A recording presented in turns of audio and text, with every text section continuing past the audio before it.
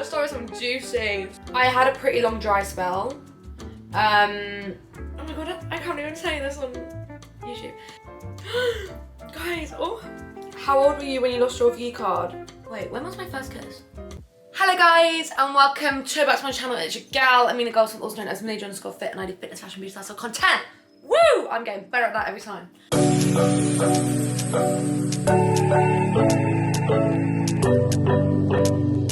Oh my god, guys. It's a Munch with Millie series.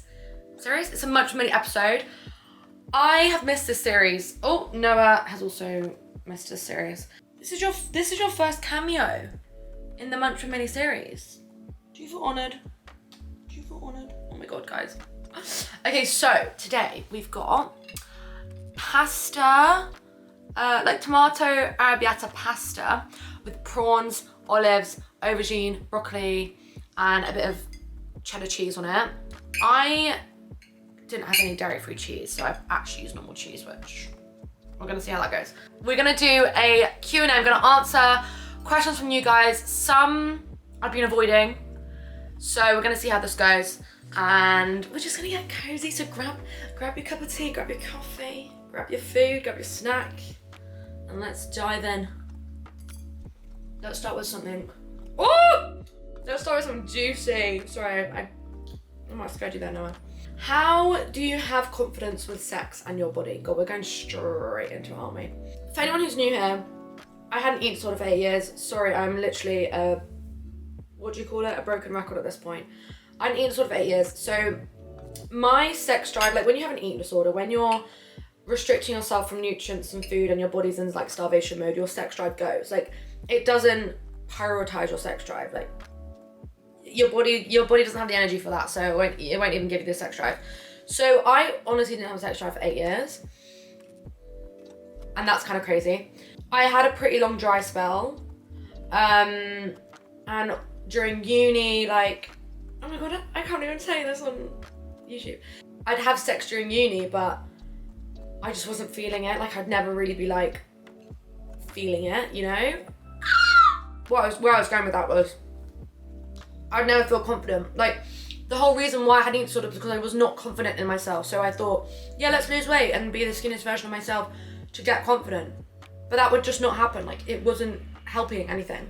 During the whole time, whenever I had sex, I would just not feel confident. I would like avoid it. I would like be icked out so easily. I'd just be like, ew. So now that I have regained weight, I have got my period back, I've got my sex drive back, like everything is pretty normal now, quote unquote normal. So yeah, now it's so different. And to answer your question, I'm confident because I've worked so much on myself, my self-love, my value, like my worth. Like I've detached my body and how I look to my worth and how I see myself. I always say like, you just gotta own it. You just gotta own it. I guess it's just so much easier said than done though, isn't it? I think practice, owning it, and just believing in yourself. Like, you are that bitch. You are a fucking badass bitch. And no guy, no matter if you're sleeping with them or not, is gonna tell you otherwise. Okay? You own that. Guys, oh. How old were you when you lost your V card? As in virginity. Feeling pressured to do it before uni. Okay, like I said, I was a late bloomer. And everyone is so different. Like everyone is honestly so different. Wait, when was my first kiss? Year 11? How old is that? Like 16, 17. 17. I reckon I was 17. When I lost my virginity. I don't know, somewhere around that age. And I really, to be fair, I've completely like, I was scarred from it, I'm not gonna lie. And that whole time I have just a lot of brain fog. Like, I think I've honestly been traumatized by it. Just by, not even by the actual time I lost my virginity, but that whole thing is like, and it comes up in my therapy so much. Like I generally felt so abnormal. I felt just not normal. I felt not good enough. I felt like no guys were interested in me. I felt just weird. Like there was just a lot of horrible feelings. If your first time is good, then Well done, girl. Or guy. But my first time wasn't good. Like, I genuinely had no idea what I was doing. Just make sure that if you still haven't had sex yet, don't deep it. Don't deep it. But also at the same time, do it with someone that you actually want, because I just rushed into it, and I think I'm kind of scarred from it as well, because the guy who I had sex with was just a one night stand, and I wish it wasn't. Yeah, so I think if I were to wait until I had a boyfriend to have sex, then I would still be waiting, because I haven't had a boyfriend. So it's up to you, really. Just don't feel pressure to do it. Also, don't feel pressure to be good. Do you know what I mean? Do you get offended easily? Let me think about this. You know what? It really depends on who it's from. So I don't get offended easily from anyone who I don't know. Because I'm very like, I finally am very confident and secure in myself and like what I can give and like who I am as a person. I do get offended easily from anyone who is in my family, from deep-rooted issues, from my upbringing. If anyone who's the youngest child, I feel like you'll relate. Maybe it's just me, I don't know. But my whole upbringing was just full of my siblings taking the piss out of me, picking on me, just being the target.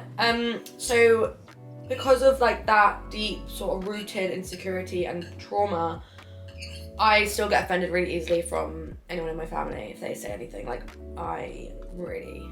it triggers me. But I'm working on not responding and reacting. How does your ED still affect me? So when I say ED, that's my eating disorder, not erectile dysfunction, because my brother thought it was erectile dysfunction, and I was like, mate, you think I've got erectile dysfunction? Are you speaking from experience?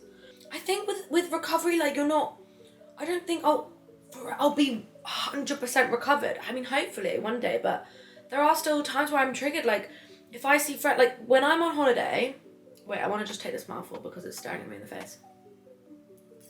When I'm on holiday and I'm with like friends who are like skinnier than me, and I can kind of tell that they're like not eating however much they would want to eat, because they're just wary of their body. Like, I can see straight through people, guys. Like, you cannot hide anything from me. I can see straight through people. I honestly, I have a sixth sense. And that stuff still triggers me. Like, not to the point where like I then copy, but to the point where like it just takes so much more effort in my brain, like mental effort, to just keep reminding myself and reassuring myself that I'm fine, and whatever they're doing isn't, like, that's not something to look up to. Like, it's sort of default for my brain to think you've gained weight unnecessarily, or you look shit. Or like, say if I'm going to like red carpet events, like I've got a red carpet event on Sunday, which is it's like a massive event. Like, it's a bucket list thing for me to do, and I can't believe I'm actually going. And I think by the time this is out, no, you wouldn't know yet. You wouldn't know yet. You'll see by next week. But oh my god, it's a massive thing. And even then I had a thought thinking, I was envisioning myself on the red carpet with the paparazzi pictures, and I was thinking, everyone around me is gonna look skinnier than me. And I was also thinking like, oh, I need to find a dress that covers my arms. Like, it's stuff like that. Like, it's insecurities, but is it to the point of it being part of my eating disorder? I would probably say yeah, like it probably is. So it's stuff like that, which I'm so aware of, and I really recognize it like in the early days, but it's still there and it's annoying. So yeah, I'm very thankful that I've really worked so hard on the food side of it. I really do eat. Past relationships and why it ended. Okay, well, I've never been in a relationship before, and I'm 26 years old, so that's your answer. The thing is, like, I've had things, right? And I think I have some sort of obsessive personality, because like I will literally obsess over someone for like months, even years. Like, there's been 2 guys who I have had an obsession with for years and years and years, and I like, it's not as bad anymore, but like I think if they were to ask me out, I'll be like, oh my god, yeah. And they have no idea. They could even be watching this and they have no idea. Past relationships, none. I have had certain things, but like, I think every guy who I've had a thing with, they just get scared. And also, like, I would get scared as well. But I'm past that now, so like, if, like, I'm actually at a point where like, I can genuinely be, I can feel safe if things start to get serious with a guy. How long do you see yourself living in London for? Okay. Might have some exclusive news for you guys. Do I want to share this? Fuck it, I'm gonna do it. So I want to live in London, right? I love London. I've lived in London for like 2 years now. It's not enough. I need to still be here. Recently, and I'm talking like probably 2 days ago, I had a realization that, well, actually probably like on Friday, like last Friday, it's Tuesday now. No, it's Wednesday now. Last Friday, I had a chat with Grace Beverly. I don't know if you guys know her or not, but any advice I take from her, I will take it like gospel, like Bible, like gospel. I will take it like as if it's Bible. Like, I think she's just a genius. So any advice, yeah, I'm gonna take it. And we were having this whole chat, and I was like feeling like I'm not losing myself, but I'm just like coasting in life, and like, it's affecting my everyday life, it's affecting my content, it's affecting like just everything. And I need something to like give me that oomph, you know, just give me a kick up the butt, give me a bit of change. Okay, so I'm just gonna explain it really briefly. Only for a few months this year, come back in summertime in London, so I'm here for summer. And then we'll see what happens after that. But I wanna move to LA for a few months. Noah's gonna stay with my parents. Oh, bless his soul, he's just here sleeping, he looks so precious. To answer your question, I will be living in London for a few more years, but I'm gonna be, I think, back and forth, I think. Are you and Anna still friends? Me and Anna are not friends. No, I'm joking. We are friends. I just wanted to put that in there. No, we are still besties. We used to live together in London. Oh my God, good times. It feels like a lifetime ago that was. And no, we're still friends. We are both so busy, so it's so hard to meet up. But when we do, it's like nothing else has changed. And yeah, I love that gal. Oh my God. Most embarrassing gym moment, guys.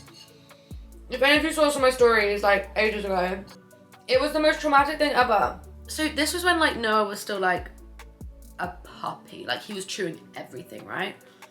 I go to the gym.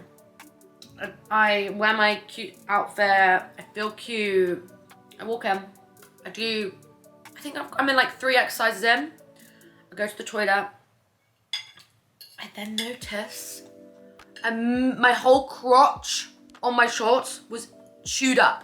My whole crotch was fucking awful. It was awful. Yeah, that was your fault. He's looking at me. That was your fault. How do you handle thoughts of feeling like you overate? So, it's a hard one because like, I think back in the day, I would have thought that feeling of overeating would be just from feeling full.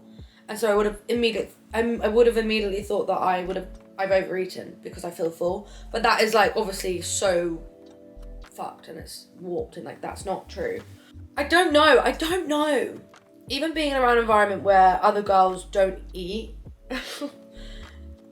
like that's hard in itself, and that sort of exasperates that idea of overeating, because you compare how much you've eaten to other girls and you think how much they ate is normal and what you've eaten isn't normal. But it's obviously completely the other way around. Like, if they're restricting, then they're like, that's not quote unquote normal. I'm giving my body what it wanted at that time, and not only that, but I enjoyed it. I put it back into perspective. I put everything back into perspective, and I go, this is not the end of the world. Let's say it was, and this was the last day, touch wood, God forbid, but this was the last day I had on earth. Why am I worrying about it? Like, why am I worrying about eating what I wanted to eat and quote unquote overindulging? Like, what? So you just gotta think like that. Like, that's how I generally think. I put everything into perspective. One more question. Do I think I'll be an influencer forever? I don't know. I think I'll be in the industry forever. But an influencer, like, what does that mean? What does that mean in 20 years' time? I think everyone's going to be an influencer in 20 years' time, you know? No, I don't. But I do think I'll still be doing what I do, but in different ways. Let me rewind. I think I will be an influencer forever, but I don't think the same way as I am now. I think I'll have more structure, more value. I'll hold way more value. I wouldn't just be Millie G Fit, the influencer. I'll be Millie G Fit, MBE, or Millie G, MBE, CEO, public speaker. But I guess if I am all of that, then the influencing always will tie in, won't it? Who knows? That's what's so exciting about life. You just don't know. I have really had like such an existential crisis though recently, because that's the exact question that I've been thinking, like, will I be able to be an influencer forever? Will I be able to do what I'm doing now forever? I'm at that phase where I'm like scared. Here's to the family. Here's to YouTube. Here's to Instagram. Here's to TikTok. Woo, we love it.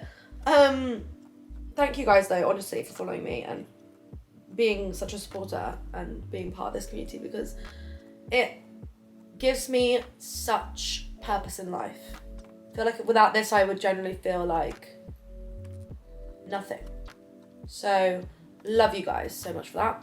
And that is the video. Thank you so much guys for watching. I'm gonna go to my management meeting now. I've got a whole strategy meeting. Woo! Here's to Valentine's Day. Here's to self-love. Here's to you. Here's to me. Here's to us. Here's to Noah. Love you guys. Like and subscribe.